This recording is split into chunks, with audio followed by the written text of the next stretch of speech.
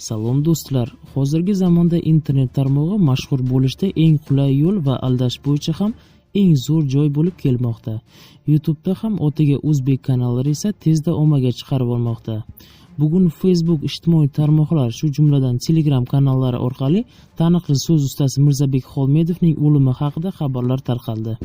Mirzabek Xolmedov kutilmaganda yuz bergan yurak xuruji oqibatida bugun soat 16:50 da kasalxonada hayotdan ko'z yumgan deb yozilmoqda. O'zbekistonda xizmat ko'rsatgan xanda artisti Mirzabek Xolmedov o'ldi degan mish-mish yolg'on ma'lumot tarqatilgandan so'ng Mirzabek Xolmedovning o'g'li Ulug'bek o'zining Instagram tarmog'idagi sahifasi orqali bu xabarga munosabat bildirib, uning yolg'on ekanligini butunlay tasdiqladi va hozirda san'atkorimiz ko'hna Samarqand shahrida gastrol safarda ekanligini bildirib o'tdi. Bu xabar Telegram va Instagramda bir zumda shov-shuvga sabab bo'ldi. Bizning vazifamiz bunday cho'kcha gaplarga nuqta qo'yib sizga izoh berish. Albatta, mashhurlik cho'qqisiga chiqishni istagan samozvanits Telegram klovni vaqt soati kelib javob berishiga to'g'ri keladi. Taqdim etgan video xabarim sizga ma'qul kelgan bo'lsa, like qo'yishni unutmang. Omon bo'linglar do'stlar.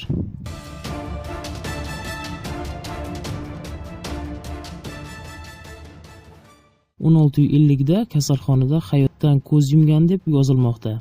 O'zbekistonda xizmat ko'rsatgan xanda artisti Mirzabek Xolmedov o'ldi degan mish-mish yolg'on ma'lumot tarqatilgandan so'ng Mirzabek Xolmedovning o'g'li Ulug'bek o'zining Salom do'stlar, hozirgi zamonda internet tarmog'i mashhur bo'lishda eng qulay yo'l va aldash bo'yicha ham eng zo'r joy bo'lib kelmoqda.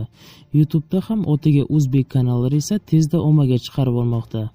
Bugun Facebook ijtimoiy tarmoqlar, shu jumladan Telegram kanallari orqali taniqli so'z ustasi Mirzabek Xolmedovning o'limi haqida xabarlar tarqaldi. Mirzabek Xolmedov kutilmaganda yuz bergan yurak xuruji oqibatida bugun soat Instagram tarmog'idagi sahifasi orqali bu xabarga munosabat bildirib, uning yolg'on ekanligini butunlay tasdiqladi va hozirda san'atkorimiz ko'hna Samarqand shahrida gastrol safarda ekanligini bildirib o'tdi. Bu xabar Telegram va Instagramda bir zumda shov-shuvga sabab bo'ldi.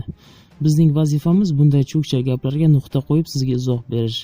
Albatta, mashhurlik cho'qqisiga chiqishni istagan samozvanits Telegram klovni vaqt soati kelib javob berishiga to'g'ri keladi.